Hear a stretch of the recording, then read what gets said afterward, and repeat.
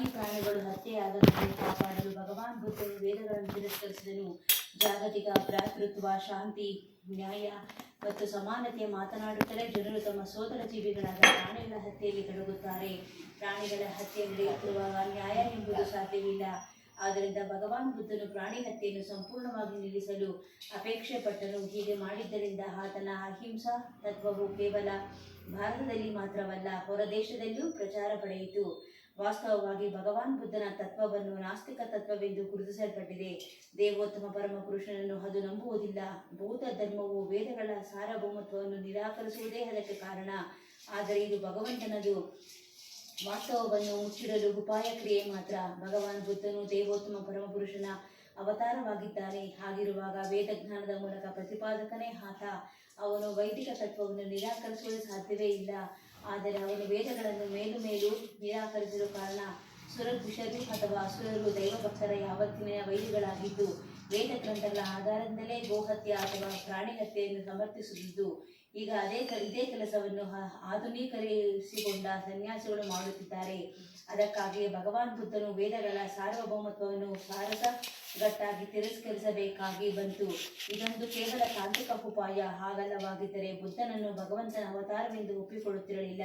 ವೈಷ್ಣವ ಆಚಾರ್ಯದ ಜಯದೇವನಂತಹ ಕವಿಗಳ ಆಧ್ಯಾತ್ಮಿಕ ಗೀತೆಗಳಲ್ಲಿ ಬುದ್ಧನನ್ನು ಆರಾಧಿಸಲಾಗುತ್ತಿರಲಿಲ್ಲ. ಭಗವಾನ್ ಬುದ್ಧನು ವೇದಗಳ ಮೂಲಭೂತ ತತ್ವಗಳನ್ನು ತಾತ್ಕಾಲಕ್ಕೆ ಹೊಂದಿಕೆಯಾಗುವಂತೆ ಬೋಧಿಸಲು ಶಂಕರಾಚಾರ್ಯರು ಮಾಡಿದ್ದು ಹಾಗೆಯೇ ವೇದಗಳ ಸಾರ್ವಭೌಮತ್ವವನ್ನು ಸ್ಥಾಪಿಸುವುದೇ ಬುದ್ಧನ ಉದ್ದೇಶವಾಗಿತ್ತು. ಆದ್ದರಿಂದ ಭಗವಾನ್ ಬುದ್ಧ ಮತ್ತು ಆಚಾರ್ಯ ಶಂಕರರು ದೇವಸ್ತ್ಯಾಕಯ್ಯದ ಮಾರ್ಗವನ್ನು ತೆರೆದರು. ವೈಷ್ಣವ ಆಚಾರ್ಯರು, ಅದರಲ್ಲೂ ಮುಖ್ಯವಾಗಿ ಭಗವಾನ್ ಶ್ರೀ ಚೈತನ್ಯ ಮಹಾಪ್ರಭುಗಳು ಭಗವದ್ಧಾಮಕ್ಕೆ ಹಿಂದಿರುಗುವ ಸಾಕ್ಷಾತ್ಕಾರ ಮಾರ್ಗದಲ್ಲಿ ಜನತೆಯನ್ನು ಮುನ್ನಡೆಸಿದರು. ಭಗವಾನ್ ಬುದ್ಧನ ಅಹಿಂಸಾ ತತ್ವದಲ್ಲಿ ಈಗ ಜನರು ಆಸಕ್ತಿ ವಹಿಸುತ್ತಿರುವುದು ನಮಗೆ ಸಂತೋಷವನ್ನು ಉಂಟು ಮಾಡಿದೆ. ಆದರೆ ಜನರು ಅಹಿಂಸಾ ತತ್ವವನ್ನು ನಿಜಕ್ಕೂ ಗಂಭೀರವಾಗಿ ತೆಗೆದುಕೊಂಡು ಕಸಾಯಿ ಖಾನೆಗಳನ್ನು ಸಂಪೂರ್ಣವಾಗಿ ಮುಚ್ಚಿಸಬಲ್ಲರೆ? ಹಾಗೆ ಮಾಡದಿದ್ದರೆ ಅವರ ಅಹಿಂಸಾ ತತ್ವಕ್ಕೆ ಯಾವ ಅರ್ಥವೂ ಇಲ್ಲ.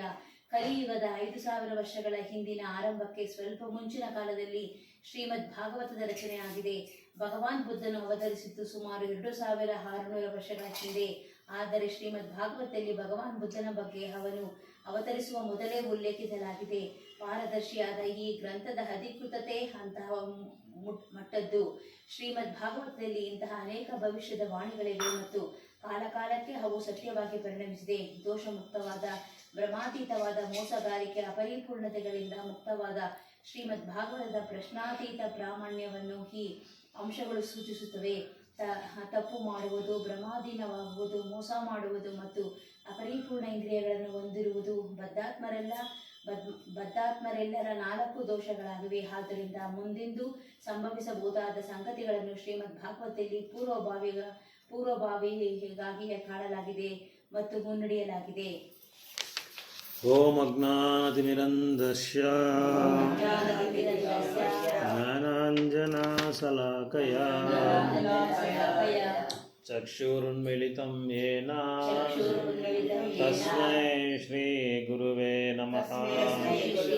ಶ್ರೀ ಚೈತನ್ಯಮನೋಭೀಷ್ಟಂ ಸ್ಥಾಪಿತಂ ಯೇನ ಭೂತಲೇ ಸ್ವಯಂ ರೂಪ ಕದಾ ಮಹ್ಯಂ ದದಾತಿ ಸ್ವಪದಾಂತಿಕಂ. ವಾಂಛಾಕಲ್ಪತರುಭ್ಯಶ್ಚ ಕೃಪಾ ಸಿಂಧುಭ್ಯ ಏವ ಚ ಪತಿತಾನಾಂ ಪಾವನೇಭ್ಯೋ ವೈಷ್ಣವೇಭ್ಯೋ ನಮೋ ನಮಃ. ಜೈ ಶ್ರೀ ಕೃಷ್ಣ ಚೈತನ್ಯ ಪ್ರಭು ನಿತ್ಯಾನಂದ ಶ್ರೀ ಅದ್ವೈತ ಗದಾಧರ ಶ್ರೀವಾಸಾದಿ ಗೌರ ಭಕ್ತ ವೃಂದ. ಹರೇ ಕೃಷ್ಣ ಕೃಷ್ಣ ಕೃಷ್ಣ ಹರೇ ಹರೇ, ಹರೇ ರಾಮ ರಾಮ ರಾಮ ಹರೇ ಹರೇ. ಹರೇ ಕೃಷ್ಣ ಕೃಷ್ಣ ಕೃಷ್ಣ ಹರೇ ಹರೇ, ಹರೇ ರಾಮ ರಾಮ ರಾಮ ಹರೇ ಹರೇ. ಹರೇ ಕೃಷ್ಣ ಕೃಷ್ಣ ಕೃಷ್ಣ ಹರೇ ಹರೇ, ಹರೇ ರಾಮ ರಾಮ ರಾಮ ಹರೇ ಹರೇ. ಸೊ ಭಗವಂತನ ಅವತಾರದ ಬಗ್ಗೆ ನಾವು ಕೆಲವು ಕೆಲವು ಮಾಸಗಳಿಂದ ನಾವು ಚರ್ಚೆ ಮಾಡ್ಕೊಂಡು ಬರ್ತಾನೆ ಇದ್ದೀವಿ. ಈ ಒಂದು ಶ್ಲೋಕದಲ್ಲಿ ಬುದ್ಧನ ಅವತಾರದ ಬಗ್ಗೆ ಮಾಹಿತಿ ಕೊಟ್ಕೊಂಡು ಬರ್ತಾ ಇದ್ದಾರೆ. ಸೊ ಬುದ್ಧ ಅಂಜನಾ ಅಂತ ಒಂದು ತಾಯಿಗೆ ಅವರ ಗರ್ಭದಲ್ಲಿ ಅವತರಿಸ್ಕೊಂಡ್ರು ಇವರು. ಬುದ್ಧ ಗಯಾ ಅಂತ ಒಂದು ಸ್ಥಳ ಬಿಹಾರಲ್ಲಿದೆ. ಇವಾಗಲೂ ಹೋದರೆ ನೀವು ಬುದ್ಧ ಬಂದು ಧ್ಯಾನ ಮಾಡಿದ ಒಂದು ಸ್ಥಳ, ಜ್ಞಾನೋದಯ ಆಗಿದ್ದ ಸ್ಥಳ ಎಲ್ಲ ನಾವು ಅಲ್ಲಿ ಹೋಗಿ ನೋಡ್ಬೋದು. ಹೋಗಿದ್ದೀರಾ ಬಿಹಾರ್ಗೆ ಯಾರಾದ್ರೂ ನೀವು? ಹೋಗಿದ್ದೀರಲ್ಲ? ಗಯಾ ಹೋಗಿದ್ದೀರಲ್ಲ? ಪ್ರಭು ಕರ್ನಾಟಕ ಅಲ್ಲಿ ಇನ್ನೊಂದು ಒಂದು ಅದ್ಭುತವಾದ ಒಂದು ದೇವಸ್ಥಾನ ಇದೆ. ಆ ದೇವಸ್ಥಾನ ಹೇಗೆಂದರೆ ವಿಷ್ಣು ಪಾದನೇ ದೇವಸ್ಥಾನ. ಹೋಗಿದ್ದೀರಾ? ವಿಷ್ಣು ಪಾದ ಮಾತ್ರನೇ ಒಂದು ದೇವಸ್ಥಾನ. ಅಲ್ಲಿ ನಮ್ಮ ಈ ಕರ್ಮಗಳೆಲ್ಲ ಮಾಡ್ಕೋಬೋದು. ತಂದೆಗೆ ಮತ್ತೆ ಪಿತೃಗಳಿಗೆ ಇವರಿಗೆಲ್ಲ ಕರ್ಮಕಾಂಡ ಪಿಂಡ ಪ್ರದಾನ ಮಾಡೋದು. ರಾಮೇಶ್ವರಂನಲ್ಲಿ ಯಾವ ಥರ ಮಾಡ್ತಾರೋ ಅಲ್ಲಿ ಆ ಥರ ಚೈತನ್ಯ ಮಹಾಪ್ರಭುನೇ ಮಾಡ್ತಾರಂತೆ. ಅಲ್ಲಿ ಭಗವಂತ ಕೃಷ್ಣ ತನ್ನ ತಂದೆಗೆ ಮತ್ತು ಪಿತೃಗಳಿಗೆಲ್ಲರಿಗೂ ಅಲ್ಲಿ ಪಿಂಡದಾನ ಮಾಡಿದ್ರಂತೆ. ಪಿಂಡದಾನ ಮಾಡಿ ಸ್ಥಳ ಅಂತ ಅದ್ರ ಹೆಸರೇ ವಿಷ್ಣು ಪಾದ ಅಂತ ಹೆಸರು ಆ ದೇವಸ್ಥಾನದ ಹೆಸರೇ. ಸೊ ಆ ಒಂದು ಆ ದೇವಸ್ಥಾನದಲ್ಲಿ ಚೈತನ್ಯ ಮಹಾಪ್ರಭುಗಳೇ ಮಾಡಿದಾರಂತೆ ಪಿಂಡ ಪ್ರದಾನ. ಸೊ ಈ ಥರ ಈ ಭಗವಂತನ ಒಂದೊಂದು ಅವತಾರದ ಉದ್ದೇಶ ಬಂದು ಬೇರೆ ಬೇರೆ ಆಗಿರುತ್ತೆ. ಆ ಭಕ್ತರಿಗೆ ತಕ್ಕಂತೆ ಮತ್ತು ಆ ಕಾಲಕ್ಕೆ ತಕ್ಕಂತೆ ಮತ್ತು ಆ ಸನ್ನಿವೇಶಕ್ಕೆ ತಕ್ಕಂತೆ ಭಗವಂತ ಬಂದು ಅವತಾರ ತಗೊತಾ ಇರ್ತಾರೆ. ಸೊ ಇಲ್ಲಿ ಬುದ್ಧನ ಅವತಾರ ಮುಖ್ಯವಾದ ಉದ್ದೇಶ ಏನು ಅಂದರೆ ಅಹಿಂಸಾ ಪದ್ಧತಿ. ಬುದ್ಧ ಏನು ಹೇಳ್ತಾನೆ ಅಂದರೆ desire is the root cause of all evils ಅಂತ ಹೇಳ್ತಾನೆ. ಎಲ್ಲ ಒಂದು ಕೆಟ್ಟ ದಾರಿಗೆ ಕಾರಣ ಏನಂದರೆ ಆಸೆ ಅಂತ ಹೇಳ್ತಾನೆ. ಆಸೆ ಮೂಲ ಕಾರಣ ಅಂತ ಹೇಳ್ತಾನೆ. ಆಸೆನೇ ದುಃಖ. ಆಸೆಯಿಂದ ಪ್ರತಿಯೊಂದು ನಾವು ಕೆಟ್ಟ ದಾರಿಗೆ ಹೋಗೋದಕ್ಕೆ, ಕೆಟ್ಟ ಅಭ್ಯಾಸಗಳು ಮಾಡ್ಕೊಳ್ಳೋಕ್ಕೆ ಇದೆಲ್ಲ ದಾರಿ ಕೊಡುತ್ತೆ ಅಂತ ಹೇಳಿ ಬುದ್ಧ ಏನು ಮಾಡ್ತಾ ಇದ್ದಾರೆ. ಯಾಕೆ ಇವರು ಬುದ್ಧನ ಅವತಾರ, ಭಗವಂತ ಬುದ್ಧನಾಗಿ ಅವತಾರ ತಗೊಂಡ್ರು ಅಂದರೆ ಬುದ್ಧ ಬರೋದಕ್ಕೆ ಮುಂದೆ, ಬುದ್ಧ ಬಂದರೆ 2600 ವರ್ಷಗಳ ಮುಂದೆ.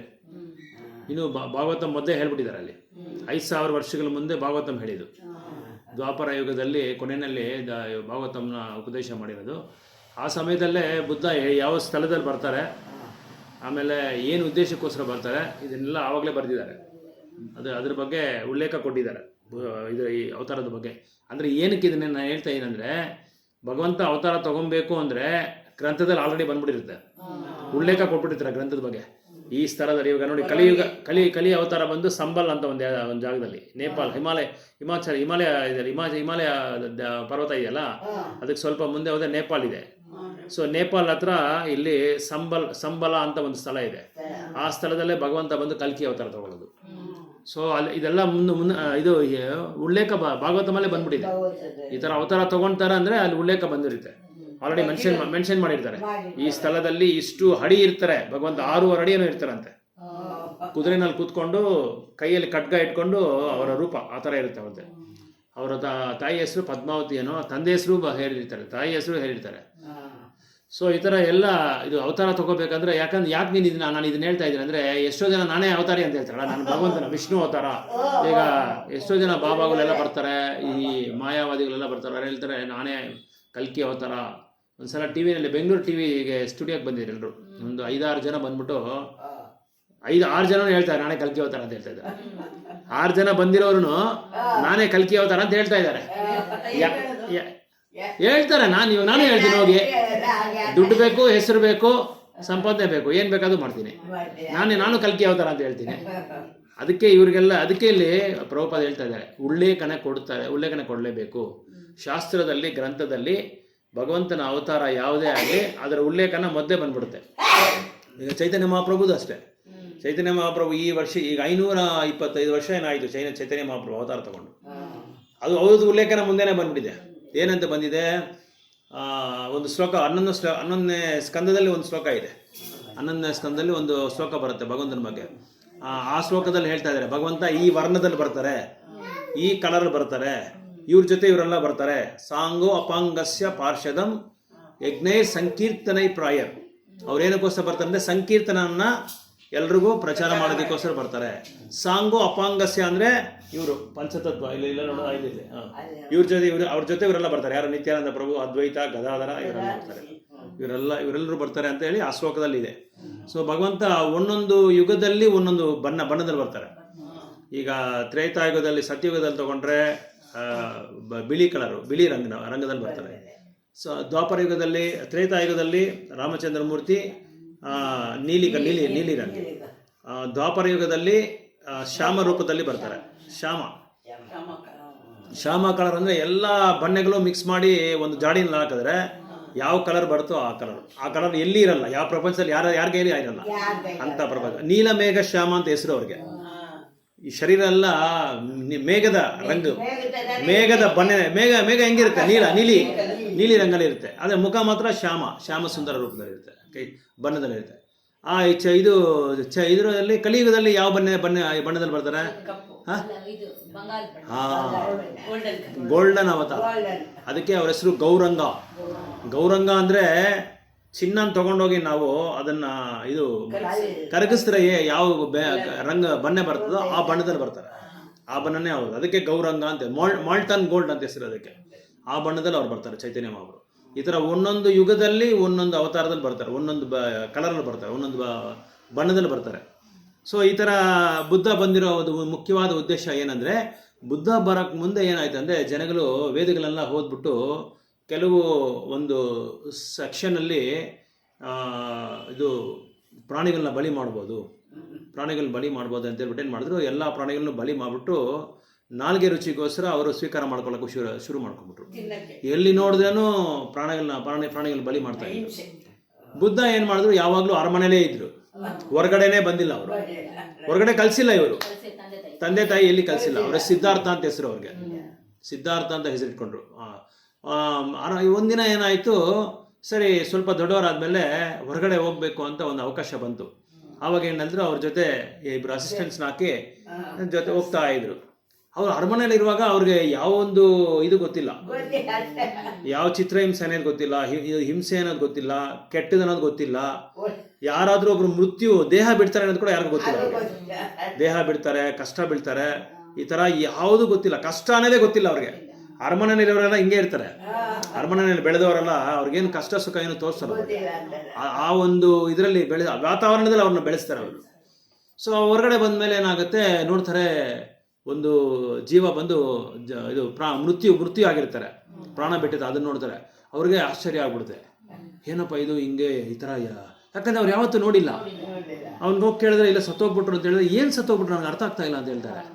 ಮೃತ್ಯು ಆಗ್ಬಿಟ್ಟಿದ್ದಾರೆ, ಜೀವ ಬಿಟ್ಬಿಟ್ಟಿದ್ದಾರೆ. ಅಂದರೆ ಜೀವ ಏನಪ್ಪ ಇದು ಪ್ರಾಣ ಆಗ್ಬಿಟ್ಟಿದೆ, ಹೆಂಗೆ ಇದು, ಏನು ನನಗೆ ಒಂದು ಅರ್ಥ ಆಗ್ತಾ ಇಲ್ಲ. ಇನ್ನು ಸ್ವಲ್ಪ ಮುಂದೆ ಹೋದರೆ ಯಾರೋ ಇಬ್ಬರು ಜಗಳ ಆಡ್ತಾ ಇರ್ತಾರೆ. ಇನ್ನೊಂದು ಕಡೆ ನೋಡಿದ್ರೆ ಕೋಳಿನ ಬಲಿ ಮಾಡ್ತಾ ಇರ್ತಾರೆ, ಪ್ರಾಣಿನ, ಹಸುನ ಬಲಿ ಮಾಡ್ತಾ ಇರ್ತಾರೆ.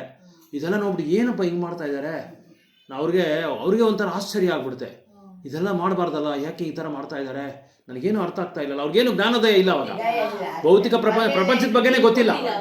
ಈಗ ಮಕ್ಕಳಿಗೇನು ಗೊತ್ತಾಗುತ್ತೆ ಪ್ರಪಂಚ. ಆ ಥರ ಮಕ್ಕಳದ ಒಂದು ಚೈತನ್ಯ ಅವ್ರಿಗಿರುತ್ತೆ, ಮಕ್ಕಳ ಚಿನ್ಮಯ ಇರುತ್ತೆ ಅವ್ರಿಗೆ. ನೋಡಿದ ತಕ್ಷಣ ಅವ್ರಿಗೆ ಎಲ್ಲ ಬೇಸರ ಆಗ್ಬಿಡುತ್ತೆ. ಆಮೇಲೆ ಇನ್ನೊಂದು ಕಡೆ ನೋಡಿದ್ರೆ ಒಂದು ಮಗು ಇದು ಕೊಡ್ತಾ ಇರ್ತಾರೆ, ಜನ್ಮ ಕೊಡ್ತಾ ಇರ್ತಾರೆ. ಅದು ನೋಡ್ತಾರೆ, ಏನಪ್ಪ ಇದು ಅಂತ, ಏನಿದು ಜನ್ಮ ಕೊಡ್ತಾ ಇದ್ದಾರೆ, ತಾಯಿ ಹಿಂಗೆ ಕಷ್ಟ ಬೀಳ್ತಾ ಇದ್ದಾರಲ್ಲ, ಲೇಬರ್ ಪೇನ್ಸ್ ಎಲ್ಲ ನೋಡ್ಬಿಟ್ಟು ಇಷ್ಟು ಕಷ್ಟ ಬೀಳ್ತಾ ಇದ್ದಾರಲ್ಲ ಅಂತ ನೋಡ್ತಾರೆ. ಇದೆಲ್ಲ ನೋಡ್ಕೊಂಡು ಆಮೇಲೆ ಇನ್ನೊಬ್ಬ ಕುಡಿದು ಫುಲ್ ಬೇಕಾದಷ್ಟು ಕುಡಿದ್ಬಿಟ್ಟು ಅಲ್ಲಿ ಇಲ್ಲಿ ಇದು ಮಾಡಿಕೊಂಡು ಜಗಳ ಆಡ್ಕೊಂಡು ಬೈಕೊಂಡು ಇರ್ತಾನೆ. ಇದೆಲ್ಲ ನೋಡ್ತಾರೆ. ಇದೆಲ್ಲ ನೋಡಿದ್ಮೇಲೆ ಅವ್ರಿಗೆ ಆಮೇಲೆ ಇನ್ನೊಂದು ಕಡೆ ಜೂದಾಟ ಆಡ್ತಾ ಇದ್ದಾರೆ. ಎಲ್ಲ ನೋಡಿದ್ರೇನು ಬೇಡದೇ ಇರೋದ ಕೆಲಸಗಳೇ ಎಲ್ಲ. ಇದೆಲ್ಲ ನೋಡ್ಬಿಟ್ಟು ಅವ್ರಿಗೆ ಬೇಸರ ಆಯಿತು. ಎಲ್ಲ ಪಕ್ಕದಲ್ಲಿರೋ ಕೇಳ್ತಾರೆ, ಹೌದು ಇದೆಲ್ಲ ಸಹಜ ಸ್ವಾಮಿ, ಇದೆಲ್ಲ ನಿಮ್ಗೆ ಗೊತ್ತಿಲ್ಲ ಯುವರಾಜ ಅವರೇ, ಇದೆಲ್ಲ ಸಹಜ ಅಂತ ಹೇಳಿದ್ರೆ ಆವಾಗ ಇವರಿಗೆ ಅರ್ಥ ಆಗಲಿಲ್ಲ, ಉತ್ತರ ಬಂದಿಲ್ಲ ಇದಕ್ಕೆಲ್ಲ. ಆ ಉತ್ತರ ಬಂದಿರೋ ಸಮಯದಲ್ಲಿ ಏನಾಗ್ತಾರೆ, ಸೀದಾ ಹೋಗ್ತಾರೆ ಬಿಹಾರ ಹತ್ರ ಹೋಗಿ ಗಯಾ ಅಂತ ಒಂದು ಸ್ಥಳ ಇದೆ. ಆ ಸ್ಥಳದಲ್ಲಿ ಇವಾಗಲೂ ಆ ಮರ ಇದೆ ಅನ್ಕೋತೀನಿ. ಅವರು ಮೆಡಿಟೇಷನ್ ಮಾಡಿರೋ ಜಾಗ, ತಪಸ್ಸೆ ಮಾಡಿರೋ ಜಾಗದಲ್ಲಿ ಇರ್ಬೋದು, ನಾನು ನೋಡಿಲ್ಲ. ಅಲ್ಲಿ ಕೂತ್ಕೊಂಡು ಧ್ಯಾನ ಮಾಡ್ಕೊಂಡಿರುವಾಗ ಅವ್ರಿಗೆ ಜ್ಞಾನೋದಯ ಆಗುತ್ತೆ.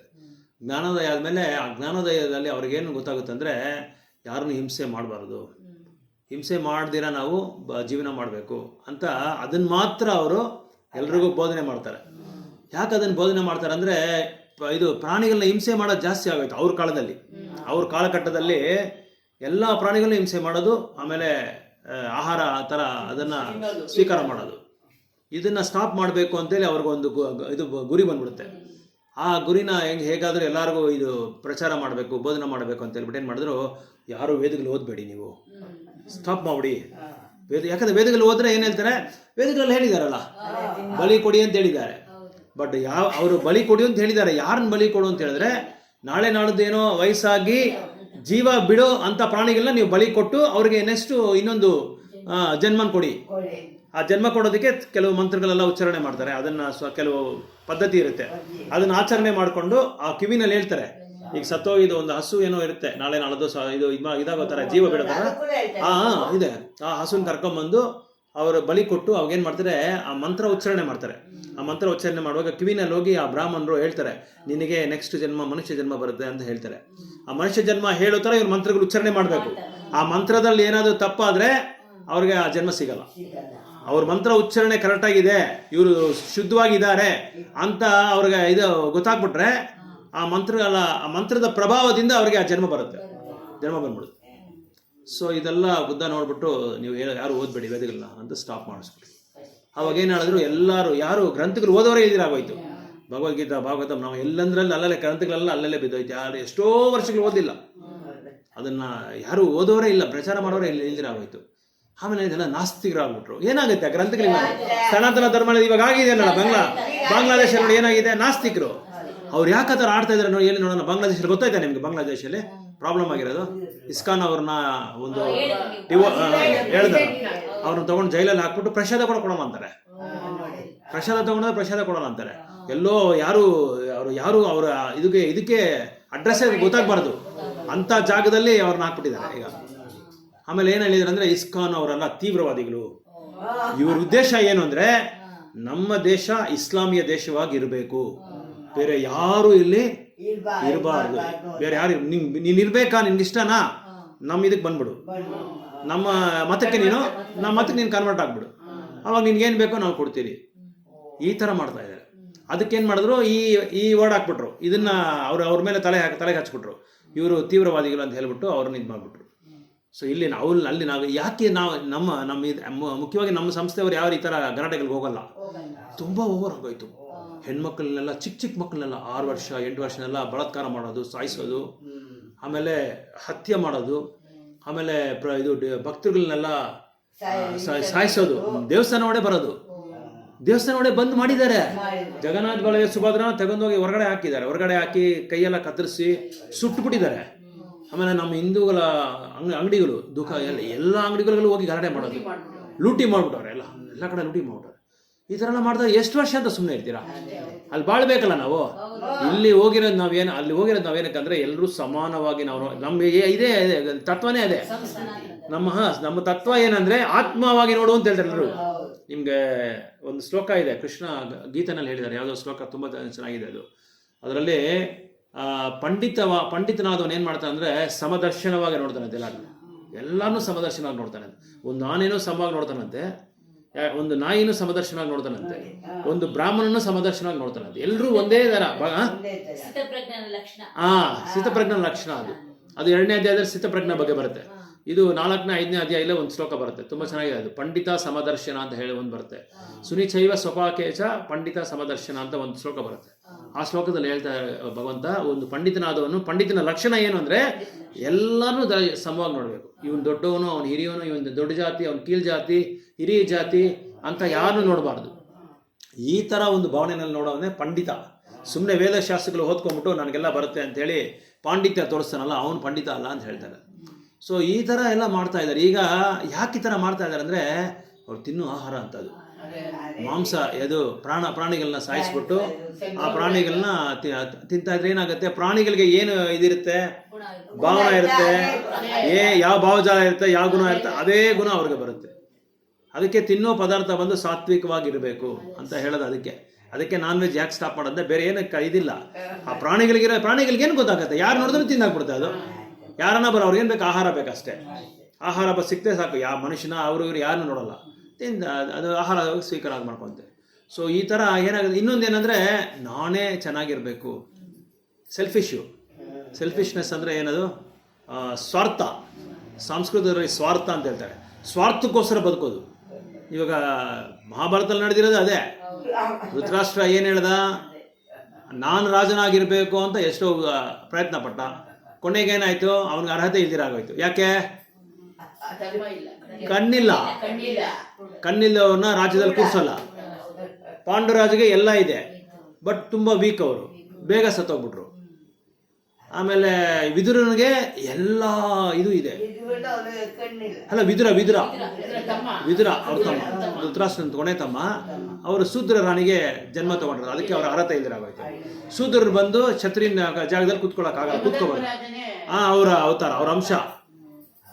ಸೊ ಅವ್ರಿಗೆ ಮೂವರಿಗೂ ಅರ್ಹತೆ ಇಲ್ದಿರಾಗೋಯ್ತು. ಅದು ಅವಾಗ ಏನು ಮಾಡ್ದ ಇವನು ಧೃತರಾಷ್ಟ್ರ, ಹೇಗೂ ನನಗೆ ಇದು ದಕ್ಕಲಿಲ್ಲ, ನನ್ನ ಮಗನಿಗಾಗೂ ದಕ್ಕಲಿ ಅಂತ ಯಾವಾಗಲೂ ದುರ್ಯೋಧನ ಮಾಡಿರೋ ತಪ್ಪುಗಳನ್ನೆಲ್ಲ ಒಪ್ಕೊಂಡ. ಸುಮ್ಮನೆ ಇದ್ಬಿಟ್ಟ. ಅವನು ಏನು ತಪ್ಪು ಮಾಡಿದ್ರೆ ಸುಮ್ಮನೆ ಇದ್ಬಿಟ್ಟ. ಇನ್ನೊಂದು ಏನಂದರೆ ಮುಖ್ಯವಾದ ವಿಷಯ, ನಿಮ್ಗೆ ಗೊತ್ತೋ ಇಲ್ವೋ, ಮಹಾಭಾರತದಲ್ಲಿ ಯಾವಾಗ ದುರ್ಯೋಧನಗೆ ಜನ್ಮ ಕೊಟ್ಟರೋ ಆವಾಗಲೇ ವ್ಯಾಸ ಮಹರ್ಷಿ ಹೇಳಿದ್ರು, ಈ ಮಗು ಬಂದು ಚಂಡಾಲ, ಇವನು ರಾಕ್ಷಸ, ಇವನ್ನ ಅರಮನೆಯಲ್ಲಿಟ್ಟರೆ ಇಡೀ ಅರಮನೆನೇ ರಾಕ್ಷಸ ಪ್ರಭಾವ ಬಂದ್ಬಿಡುತ್ತೆ ಎಲ್ಲರಿಗೂ. ಆಮೇಲೆ ಈ ಹಸ್ತಿನಾಪುರನೇ ಇವನು ಧ್ವಂಸ ಮಾಡಿಬಿಡ್ತಾನೆ. ಇವನ್ನ ದಯವಿಟ್ಟು ಸಾಯಿಸ್ಬೇಡಿ, ತಗೊಂಡೋಗಿ ಕಾಡಲ್ಲಿ ಬಿಟ್ಬಿಡಿ ಅಂತ ಹೇಳ್ಬಿಟ್ರು. Throw him out in the forest, ಹಿಂಗೆ ಹೇಳಿದ್ರು ವ್ಯಾಸ ಮಹರ್ಷಿ. ಆದರೆ ಸಾಯಿಸು ಅಂತ ಮಾತ್ರ ಹೇಳಿಲ್ಲ. ಅಂದ್ರೆ ಏನರ್ಥ, ಆಗ್ಲೇ ವ್ಯಾಸ ಮಹರ್ಷಿ ಅಬಾರ್ಷನ್ ಬಗ್ಗೆ ಹೇಳಿದ್ದಾರೆ ಅಂತ ಅರ್ಥ. ಅದು ನೀವು ಚೆನ್ನಾಗಿ ಅರ್ಥ ಮಾಡ್ಕೊಬೇಕು. ಅಬಾರ್ಷನ್ ಮಾಡಿಸ್ಬಾರ್ದು, ಮಕ್ಕಳನ್ನ ಸಾಯಿಸಬಾರ್ದು ಅಂತ ಆವಾಗಲೇ ಹೇಳಿದ್ದಾರೆ ಯಾರು, ವ್ಯಾಸ ಮಹರ್ಷಿ.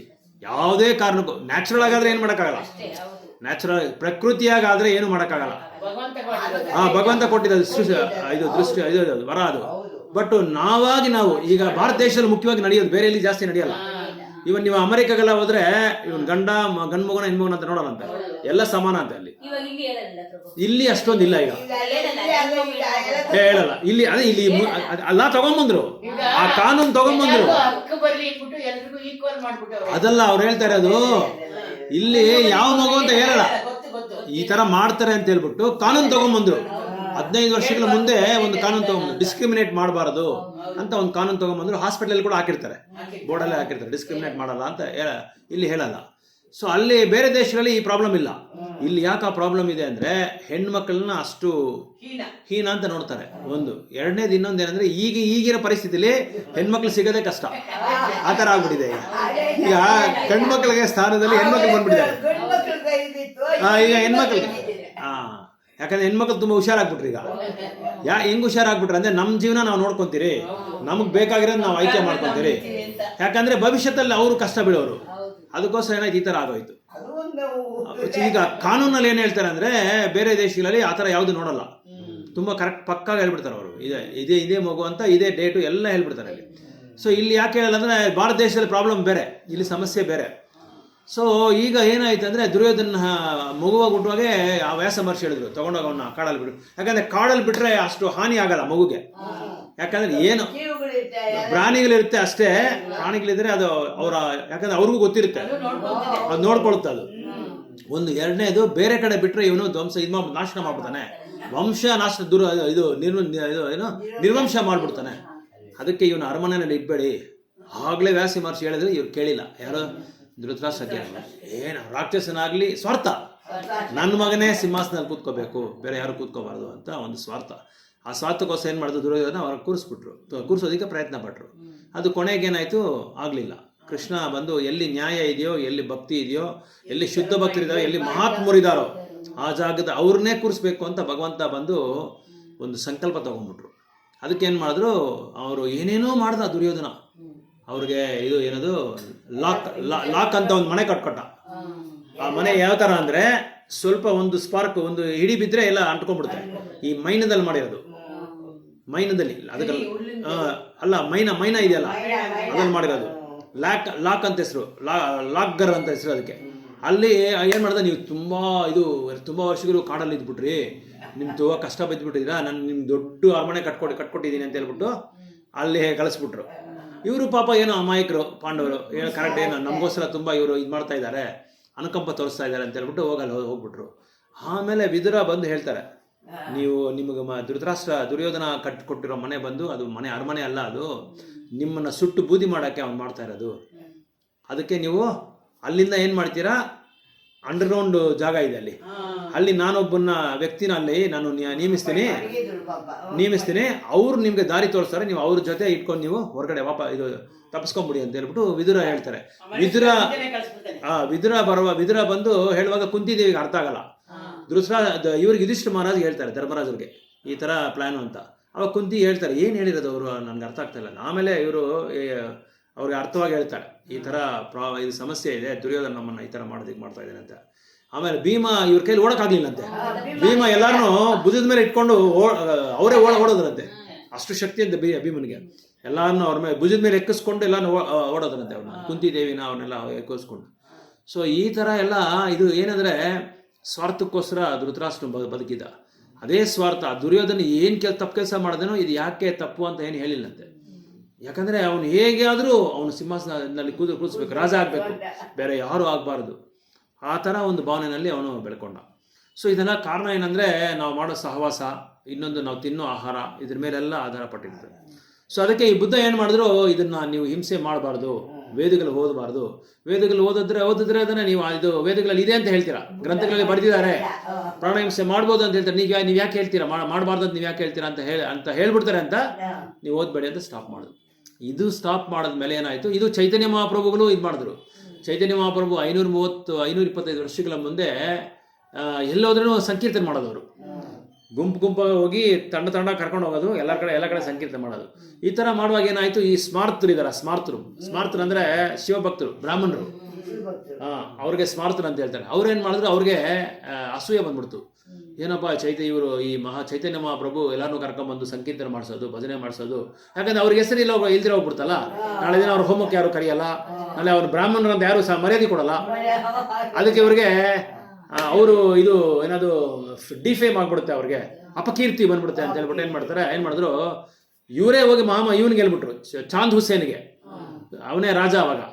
ಅವನಿಗೋಗಿ ಹೇಳ್ಬಿಟ್ರು, ಈ ಯಾವುದೋ ಒಂದು ಟೀಮ್ ಬಂದಿದೆ, ತಂಡ ಯಾವಾಗಲೂ ನಮಗೆ ತುಂಬ ಡಿಸ್ಟರ್ಬ್ ಮಾಡ್ತಾ ಇದ್ದಾರೆ, ಸಂಕೀರ್ತನೆ ಮಾಡ್ಕೊಂಡು ತುಂಬ ಡಿಸ್ಟರ್ಬ್ ಮಾಡ್ತಾ ಇದ್ದಾರೆ. ಇವ್ರು ಏನೋ ಒಂದು ಕೈ ನೋಡಿ ಒಂದು ಸ್ವಲ್ಪ ಆ್ಯಕ್ಷನ್ ತಗೊಳ್ಳಿ ಅಂತ ಹೇಳುವಾಗ ಇವರು ಸಿಪಾಯಿನ ಕಳಿಸ್ತಾರೆ. ಅವರು ಇನ್ಮೇಲೆ ನೀವು ಯಾರು ಸಂಕೀರ್ತನೆ ಮಾಡಬಾರ್ದು ಇಲ್ಲಿ. ಇದೆಲ್ಲ ನಿಜವಾಗಿ ನಡೆದಿರೋದು. ಎಲ್ಲಿ ಅಂದರೆ ನವದೀಪಲ್ಲಿ, ಮಾಯಾಪುರ ಪಕ್ಕದಲ್ಲಿ ನಡೆದಿರೋದು. ಇದು ಯಾವುದು ಇಲ್ಲಿ ಮಾಡಬಾರ್ದು ನೀವು ಸಂಕೀರ್ತನೆ ಅಂತ ಹೇಳಿ ಅವ್ರು ಸೋಲ್ಜರ್ಸ್ ವಾರ್ನಿಂಗ್ ಕೊಟ್ಬಿಟ್ಟು ಹೋಗ್ತಾರೆ. 2ನೇ ದಿನ ಏನು ಮಾಡ್ತಾರೆ, ಮತ್ತೆ ಸಂಕೀರ್ತನೆ ಮಾಡ್ತಾರೆ. ಆಮೇಲೆ 3ನೇ ದಿನ ಸಂಕೀರ್ತನೆ ಮಾಡ್ತಾ ಇರ್ತಾರೆ. ಆಮೇಲೆ ಮತ್ತೆ ಹೋಗಿ ಬ್ರಾಹ್ಮಣರಿಗೆ ಹೇಳ್ತಾರೆ, ನೀವು ಹೇಳಿದಾದ್ಮೇಲೆ ಕೂಡ ಅವ್ರು ಮಾಡ್ತಾನೆ ಇದ್ದಾರೆ, ನಿಮಗೆ ಅವರು ಮರ್ಯಾದೆ ಕೊಟ್ಟಿಲ್ಲ, ಇನ್ನೇನಿದೆ ರಾಜರಿಗೆ ಮರ್ಯಾದೆ ಕೊಟ್ಟಿಲ್ಲ ಅಂತ ಹೇಳಿದ್ಮೇಲೆ ಏನು ಮಾಡಿದ್ರು, ಚಾಂದ್ ಕಾಶಿ ಅವರೆಲ್ಲರೂ ತಂಡದವ್ರನ್ನೆಲ್ಲ ಕರ್ಕೊಂಬಂದರು, ಸಿಪಾಯಿಗಳನ್ನೆಲ್ಲ ಕರ್ಕೊಂಬಂದು ಮೃದಂಗ ಎಲ್ಲ ತೆಗೆದು ಎಲ್ಲ ಹೊಡೆದಾಕ್ಬಿಟ್ರು. ಮೃಗಂಧ ತಗೊಂಡು ಹೊಡೆದಾಕ್ಬಿಟ್ಟು ಅವ್ರನ್ನೂ ಹೊಡೆದು ಆಚೆ ಹೊರಗಡೆ ಕಳಿಸ್ಬಿಟ್ರು. ಇದೆಲ್ಲ ಹೋಗಿ ಚೈತನ್ಯ ಮಹಾಪ್ರಭು ಯಾರೋ ಹೋಗಿ ಹೇಳ್ತಾರೆ, ಈ ಥರ ಆಗಿದೆ, ಸಂಕೀರ್ತನೆ ಸ್ಟಾಪ್ ಮಾಡ್ಬಿಟ್ರು ಅಂತ ಹೇಳುವಾಗ ಚೈತನ್ಯ ಮಹಾಪ್ರಭು ಹೋಗ್ಬಿಡುತ್ತೆ. ಚೈತನ್ಯ ಮಹಾಪ್ರಭುಗೆ ಯಾವಾಗ ಸಿಟ್ಟು ಬರುತ್ತೆ ಅಂದರೆ, ಸಂಕೀರ್ತನೆ ಮಾತ್ರ ಸ್ಟಾಪ್ ಮಾಡಬಾರ್ದು ಅವ್ರಿಗೆ. ನಾಮ ಸಂಕೀರ್ತನ, ಚಾಂಟಿಂಗು, ಜಪ ಮತ್ತು ಸಂಕೀರ್ತನೆ ಮಾಡೋದು. ಕೀರ್ತನ ಅಂದರೆ ನಾವು ಕೀರ್ತನೆ ಮಾಡೋದು, ಸಂಕೀರ್ತನ ಎಲ್ಲರೂ ಸೇರಿ ಸಾಮೂಹಿಕವಾಗಿ ಮಾಡೋದನ್ನೇ ಸಂಕೀರ್ತನ ಅಂತ ಹೇಳೋದು. ಸೊ ಏನು ಮಾಡಿದ್ರು, ಲಕ್ಷಾಂತರ ಜನ ಕರ್ಕೊಂಡು ಹೋದ್ರು ಚೈತನ್ಯ ಮಹಾಪ್ರಭು. ಕರ್ಕೊಂಡೋಗಿ ಚಾಂದ್ ಕಾಶಿ ಹತ್ರ ಹೋದ್ರು. ಅವ್ರ ಮನೆ ಹತ್ರ ಹೋಗಿ ಹೊರಗಡೆ ಕಾಂಪೌಂಡಲ್ಲಿ ಎಲ್ಲ ನಿಂತ್ಕೊಂಡು ಅಲ್ಲಿ ಜೋರಾಗಿ ಕೀರ್ತನೆ ಮಾಡಿದ್ರು. ಮಾಡ್ತಾ ಅವನಿಗೆ ಹುಚ್ಚೆ ಇಟ್ಕೊಂಡ್ಬಿಟ್ಟ ಅವನು ಚಾಂದ್ ಕಾಶಿ. ಅವನ ಕೈ ಭಯ ಬಂದ್ಬಿಡ್ತು, ಓಡಬಿಟ್ಟ. ಯಾಕಂದ್ರೆ ತಂಡೋಪತಂಡಗಳು ಬಂದ್ಬಿಟ್ರು, ಲಕ್ಷಾಂತರ ಜನ, 7 ಟೀಮು. ಒಂದೊಂದು ಟೀಮಲ್ಲಿ ಎಷ್ಟೋ ಸಾವಿರಾರು ಜನ ಇದ್ದಾರೆ.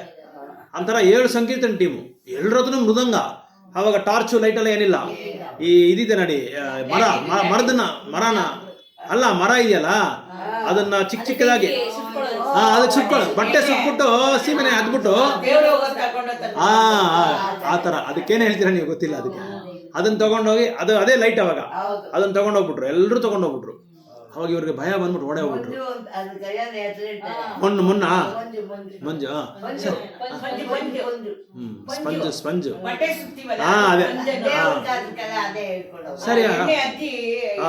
ಸರಿ ಬಂದ್ರು ವಾಪಸ್. ಇವರು ಚೈತನ್ಯ ಮಹಾಪ್ರಭುನ ಕರೆದ್ರು ಅವ್ರನ್ನ, ಚಾಂದ್ ಕಾಶಿ ಹೊರಗಡೆ ಬಾ ಅಂತ ಹೇಳಿದ್ರು. ಅವ್ರೇನು ಶಬ್ದ ಕೊಟ್ಟಿಲ್ಲ. ಇವರೇ ಮೇಲೆ ಹತ್ಬಿಟ್ಟು ಒಳಗಡೆ ಹೋಗ್ಬಿಟ್ರು. ಇವರು ಮಹಾಪ್ರಭು ಚೈತನ್ಯ ಮಹಾಪ್ರಭುನೇ ಹೋಗಿ ಚಾಂದ್ ಕಾಶಿ ಹತ್ರ ಕೂತ್ಕೊಂಡ್ರು. ಏನಪ್ಪ ನಿನ್ನ ಸಮಾಚಾರ, ಏನು ವ್ಯವಹಾರ ಅಂತ ಹೇಳಿದ್ರು. ಇಲ್ಲ, ನಮ್ಮ ಕೊರೋನಲ್ಲಿ ಆ ಥರ ಹೇಳಿದ್ದಾರೆ, ನಮ್ಮ ಕೊರೋನಲ್ಲಿ ಈ ಥರ ಹೇಳಿದ್ದಾರೆ ಅಂತ ಹೇಳಿದ್ರು. ತೋರಿಸು ನಿಮ್ಮ ಕೊರೋನಾ ಅಂತ ಹೇಳಿದ್ರು. ಇದು ನಡೆದಿದೆ ಸಂಭಾಷಣೆ.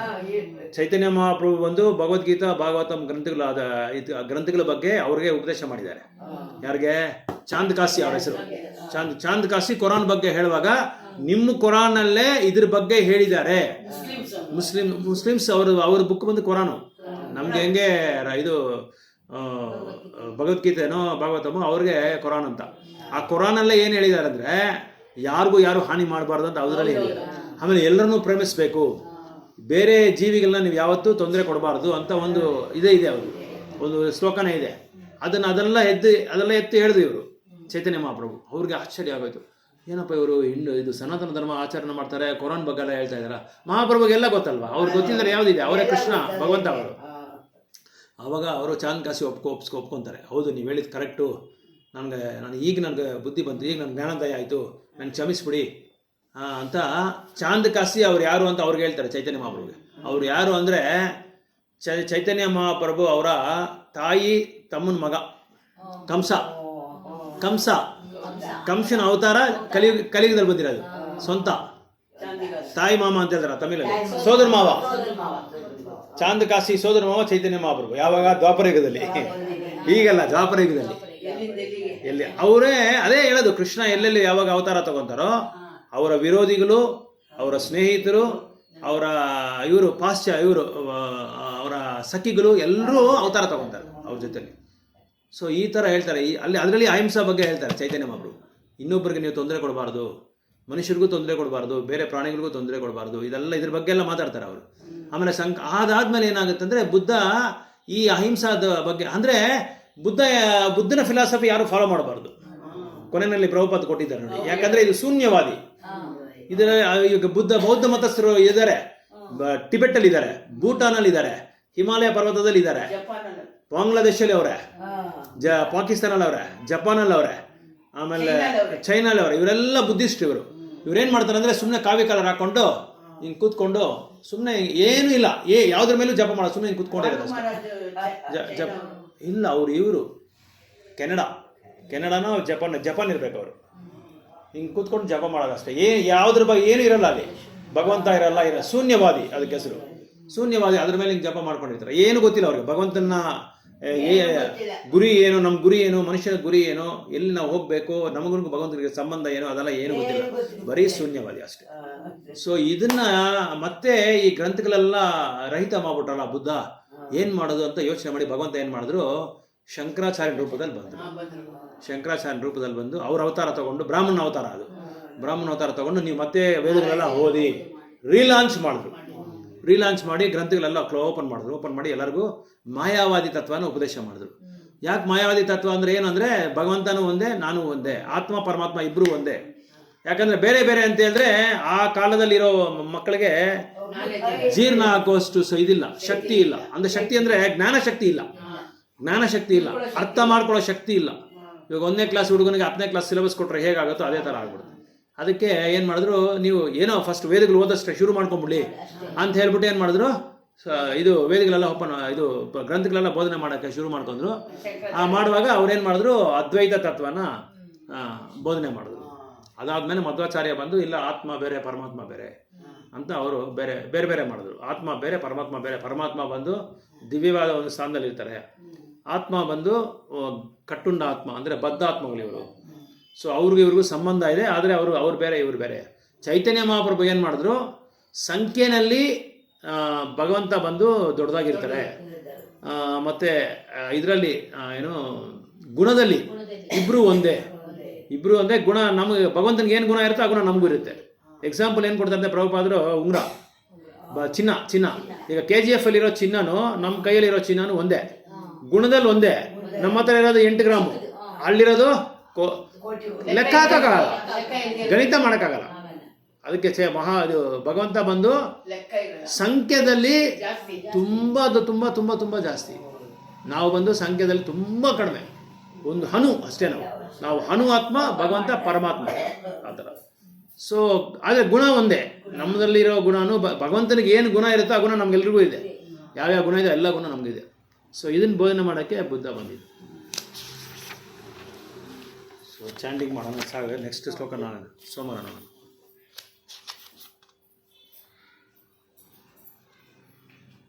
ಆ್ಯಕ್ಚುಲಾಗಿ ಇದು ನಾಸ್ತಿಕ ತತ್ವ. ಇದು ಬುದ್ಧರ ತತ್ವ ಬಂದು ನಾಸ್ತಿಕ ತತ್ವ, ಅಂದರೆ ಭಗವಂತನೇ ಇಲ್ಲ ಅಂತ ಅವ್ರು ಬೋಧನೆ ಮಾಡೋದು.